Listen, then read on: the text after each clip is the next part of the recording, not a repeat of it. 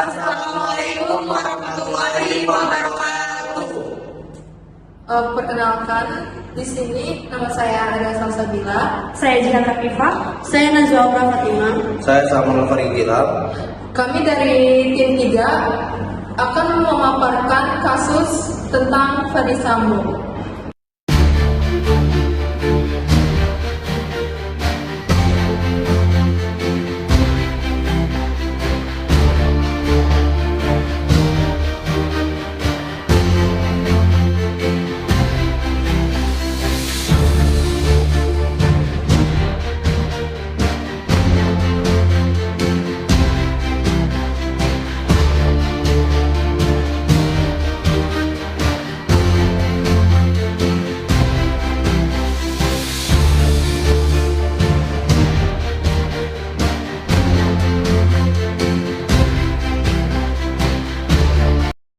Di sini saya akan menjelaskan biodata orang-orang terlibat dalam kasus ini. Nama Ferdy Sambo, lahir pada 19 Februari 1974, berumur 52 tahun, berasal dari Sulawesi Selatan, Indonesia. Beliau bekerja polisi, pangkat Inspektur Jenderal Polisi, masa dinas 1994 hingga 2022. Selanjutnya Richard Eliezer Puding Lumiu, lahir pada 14 Mei 1998 di Manado, Sulawesi Utara. Pekerjaan polisi, pangkat Bayangkara 2, kesatuan terakhir Yanma Polri setelah mutasi pasca kasus. Selanjutnya nama Putri Chandrawati, lahir di Bali, berusia sekitar 50 tahun. Pekerjaan dokter gigi, status istri Irjen Sambo. Selanjutnya nama Bribka Rizky Rijal, tepat tanggal lahir Bandung 12 Maret 1990, sebagai ajudan istri Ferdy Sambo. Selanjutnya nama Kuat Ma'ruf, tepat tanggal lahir Yogyakarta 10 Januari 1985, pekerjaan sebagai pembantu rumah tangga. Yang terakhir nama Nofriansah Yosua Huta Barat, lahir di Sungai Bahar, Muaro Jambi 29 November 1994, pekerjaan polisi, pangkat terakhir Brigadir Polisi. Halo, nama saya Fras Diego Sinaga. Di sini saya akan menjelaskan kronologi kasus Ferdy Sambo. Tanggal 8 Juli 2022, sekitar pukul 17.00, kasus ini berawal dari dugaan polisi tembak polisi di kediaman Ferdy Sambo. Saat itu menjabat sebagai Kadif Propam Polri di Komplek Polri Duren 3 nomor 46, kawasan Pancoran, Jakarta Selatan. Sejak awal peristiwa, para pelaku berdalih menghabisi nyawa Brigadir J karena adanya tindak pelecehan terhadap Putri Cendrawasih, istri dari Ferdy Sambo. Pada saat kejadian, di rumah tersebut ada Brigadir J yang bertugas sebagai sopir dan Barade E juga berada di lantai 2. Lalu ada 2 saksi lainnya yang berada di lantai atas. Dan selanjutnya, Senin 11 Juli 2022, Brigadir J melakukan penembakan sebanyak 7 kali, ucap Kepala Biro Penerangan Umum Brigjen Polisi Ahmad Ramadan. Yang jelas gini, Brigadir J itu benar melakukan pelecehan dan menodongkan dengan pistol ke kepala istri Kadif Propam. Ujarnya menambahkan, selain itu pada saat kejadian Kadif Propam Polri Irjen Polri si Ferdy Sambo disebut sedang tidak berada di rumah.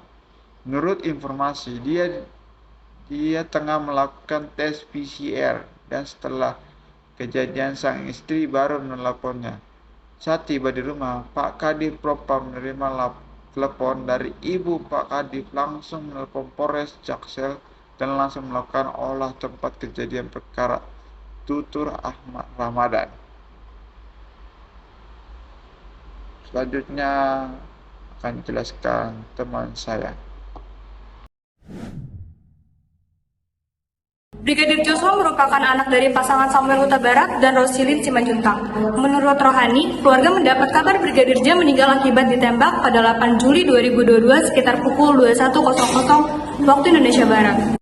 Adik Brigadir J yang berada di Jakarta memberi kabar bahwa almarhum meninggal di rumah Kadif Propam Mabes Polri Irjen Verdi Sambo di Jalan Duren 3 Barat, Kecamatan Pancoran, Jakarta Selatan.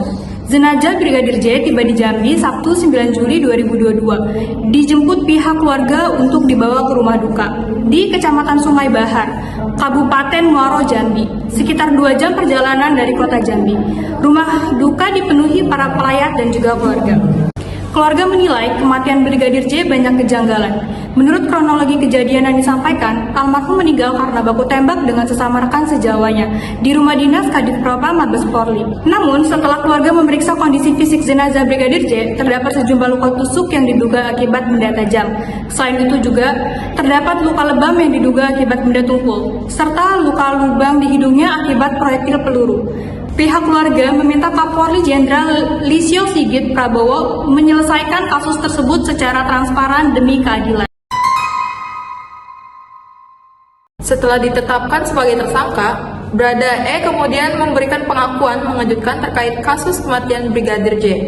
Kuasa hukum Brada Richard Eliezer atau Brada E, Deolipa Yumara mengatakan bahwa kronologi penembakan Brigadir J atau Nofriansyah Yosua Huta Barat yang disampaikan ke publik adalah rekayasa. Deolipa mengatakan bahwa Brada E yang awalnya menembak Brigadir J dalam upaya membela diri di rumah Kadif Propam Irjen Verdi Sambo adalah rekayasa. Dia juga mengatakan bahwa kronologi yang disampaikannya kepada masyarakat sejauh ini adalah skenario. Kronologi kejadian itu yang disampaikan ke publik itu kronologi kejadian yang direkayasa, artinya secara kasar atau secara jelas pun itu dibikinkan skenario untuk diperbuat seolah-olah ada kejadian belas paksa, ujar Deolipa. Apalagi hasil penyelidikan tim sus melaporkan skenario tembak-menembak antara Brigadir J dan Brada E itu tidak terbukti. Dari hasil penyidikan, Kapolri Listio Sigit Prabowo melaporkan bahwa dalam peristiwa itu ditemukan Brada E menembak Brigadir J atas perintah Verdi Sambo dengan senjata Brigadir RR. Sementara senjata Brigadir J digunakan oleh Verdi Sambo untuk menembak dinding rumah tempat kejadian perkara. Saya ulangi, tidak ditemukan fakta peristiwa tembak-menembak seperti yang dilaporkan di awal, ucapnya. Tidak hanya itu, Verdi Sambo yang awalnya disebut tidak berada di TKP saat kejadian, ternyata tolak belakang dengan fakta sebenarnya. Menurut pengacara Brada E, kliennya mengaku Verdi Sambo sudah sampai di tempat penembakan sebelum Brigadir J sepenuhnya kehilangan nyawa. Mantan Kadif Propam Polri, Inspektur Jenderal Verdi Sambo ditetapkan sebagai tersangka, sekaligus dalang dibalik hilangnya nyawa Nofriansyah Yosua Huta Barat, atau bisa disebut juga Brigadir J.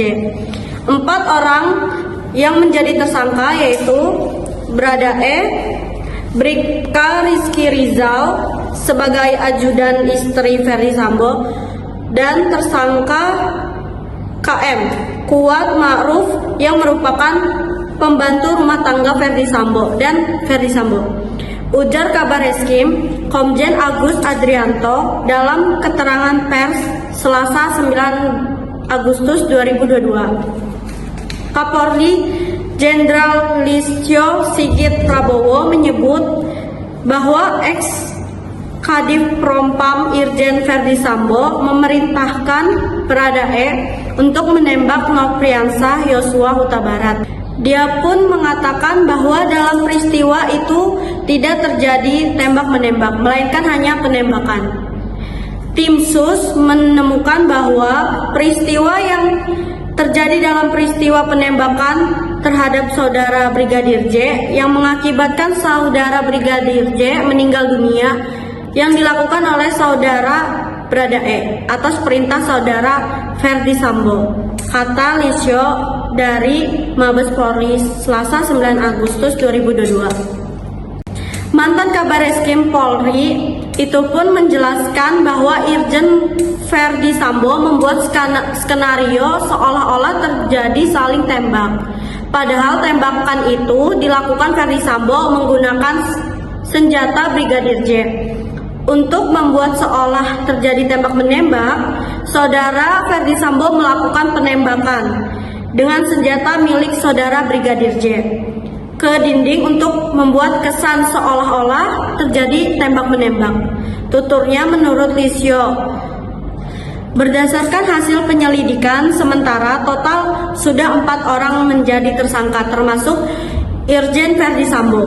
Adapun terkait motif, kata dia, tim Sus Polri masih melakukan penyelidikan lebih lanjut. Rangkaian sidang dari pembunuhan Brigadir J dimulai sejak Senin 17 Oktober 2022 dari jadwal sidang dengan nomor perkara 796-B/2022 Pengadilan Negeri Jakarta Selatan. Proses persidangan pembunuhan Brigadir J akan dilaksanakan mulai pukul 10 waktu Indonesia Barat dengan menuntut umum Doni M. Sani, tersangka yang menjalani sidang perdana, yakni Ferdi Sambo, Putri Chandrawati, dan Kuat Ma'ruf, dan selanjutnya Rizky Rijal. Seluruh sidang dilaksanakan pada hari yang sama, yakni pada hari Senin 17 Oktober 2022. Selanjutnya, Jaksa Penuntut Umum JPU menuntut mantan Kadif Propam Polri Ferdi Sambo dengan penjara seumur hidup dalam sidang pembacaan amar tuntutan di Pengadilan Jakarta Selatan pada Selasa 17 Januari 2023. Jaksa membenarkan 6 hal yang memberatkan Ferdi Sambo dalam kasus pembunuhan berencana Nofriansah Yosua Huta Barat atau Brigadir J. Pertama, perbuatan yang terdakwa mengakibatkan hilangnya nyawa korban dan luka yang mendalam bagi keluarga. Kedua, terdakwa berbelit-belit dan tidak mengakui perbuatannya dalam memberikan keterangan di persidangan. Akibat perbuatan terdakwa menimbulkan keresahan dan kegaduhan di masyarakat, ujar jaksa. Keempat, perbuatan terdakwa tidak sepantasnya dilakukan dalam kedudukannya sebagai aparatur penegak hukum dan petinggi di Polri. Kelima, perbuatan terdakwa telah mencoreng institusi Polri di mata masyarakat Indonesia dan dunia internasional. Perbuatan terdakwa telah menyebabkan banyaknya anggota Polri lainnya turut terlibat, kata jaksa. Adapun terkait hal yang meringankan, jaksa menyebut tidak ada sama sekali. Semua perbuatan yang dilakukan Sambo memberatkan. Hal meringankan, tidak ada hal meringankan, tuturnya.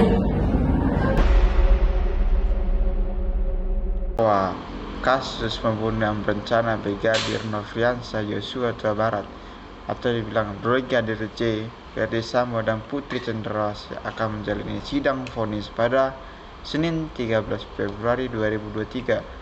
Pernyataan tersebut disampaikan hakim usai pembacaan duplik oleh penasihat hukum Putri Chandrawati. Maka tibalah saatnya majelis akan mengambil putusan terhadap terdakwa Putri Chandrawati, yakni pada 13 Februari 2023, ucap Ketua Majelis Hakim Wahyu Imam Santoso dalam persidangan di Pengadilan Negeri Selatan Jakarta Kamis 9 Februari 2023 pada Selasa 31 Januari 2023.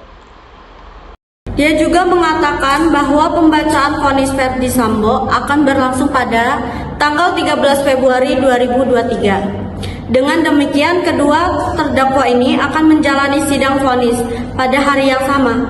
Di sisi lain, Ricky Rizal dan Kuat Ma'ruf akan menjalani sidang pembacaan vonis pada tanggal 14 Februari 2023. Sedangkan pembacaan vonis untuk Richard Eliezer atau Baradae menyusul sehari setelahnya, yakni 15 Februari tahun 2023. Pada tanggal 13 sampai 15 Februari 2023, Pengadilan Negeri Jakarta Selatan membacakan putusan Majelis Hakim memutuskan Ferdi Sambo hukuman mati. Ferdi Sambo dinilai bersalah melakukan tindak pidana, turut melakukan tindak pidana dan tanpa hak menyebabkan sistem elektronik tidak berfungsi. Dan terdapat beberapa hal yang memberatkan hukuman Ferdi Sambo, diantaranya perbuatan Ferdi Sambo dilakukan terhadap ajudannya sendiri yang mengabdi selama 3 tahun. Kedua, mengakibatkan duka mendalam untuk keluarga korban. Ketiga, menyebabkan kegaduhan di masyarakat. Keempat, perbuatan yang tidak pantas dilakukan dalam kedudukannya sebagai aparat penegak hukum. Kelima, mencoreng institusi Polri di mata Indonesia dan dunia. Keenam, menyebabkan anggota Polri lainnya terlibat. Ketujuh, berbelit-belit dan tidak mengakui perbuatannya. Sedangkan Putri Cendrawati divonis hukuman 20 tahun penjara. Beliau melakukan tindak pidana dan turut serta dalam melakukan pembunuhan. Sedangkan Kuat Ma'ruf dijatuhkan vonis 15 tahun penjara. Putusan persidangan, Kuat Ma'ruf terbukti melakukan tindak pidana dan turut serta dalam melakukan pembunuhan tersebut. Selanjutnya, Bribka Rizky Rizal dijatuhkan 13 tahun penjara. Beliau juga melakukan tindak pidana dan turut serta melakukan tindakan pembunuhan Brigadir Joshua. Selanjutnya, Baradae dijatuhkan hukuman 1 tahun 6 bulan penjara. Hal-hal yang memberatkan hukuman Baradae antaranya relasi pertemanan dengan korban yang tidak dihargai sehingga korban meninggal dunia. Adapun hal-hal yang meringankan hukuman Baradae, pertama, Baradae bersikap sopan. Kedua, belum pernah dihukum. Ketiga, Baradae masih muda. Keempat, menyesali perbuatannya. Dan kelima, sudah dimaafkan oleh keluarga Brigadir Joshua. Sekian dari paparan materi ini, kurang lebihnya mohon maaf. Wassalamualaikum warahmatullahi wabarakatuh.